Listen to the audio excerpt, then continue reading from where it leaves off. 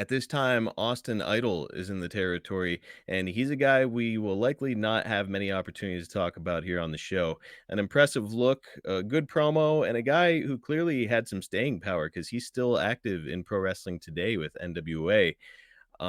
Here in October, you'd work a singles match with him. Did you get much time around him, and what did you think of his work? Oh, his work was, let me see how I can say this.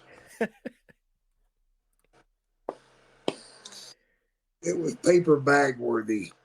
Oh, wow. Uh, he's a showman. Yep. That's it. He's not going to give you a bunch of wrestling. And whatever he does is done with kid gloves. Okay, so you'd be out there with him, waiting for something, and he's coming at you a little late. Yeah, he wouldn't break no eggs.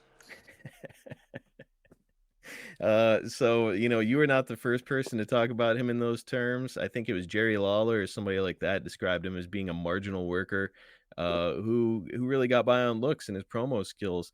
I mean, obviously the full package is ideal in wrestling, but I'm curious about your opinion, Jake. Is it more important to be a great worker or to have a strong character like Austin had? I think it's more important to be a great worker for longevity. Ah, okay. You you might have a look. How long is that look going to last? 5, 10 years? That's a good point. You know? And the upkeep on that's a lot harder than learning how to work. I heard Scott, I think it was Scott Hall once said it was like Kevin Nash came out and he was like flexing as they were getting ready to go to the ring or something. And when they got backstage, Hall was like, "Hey man, don't flex." He was like, "Because your body's going to be the first thing that goes." Yeah, yeah. Which is just smart. Like it's, kind of protecting yourself and your longevity if you're not making it yourself a body guy in wrestling. Absolutely.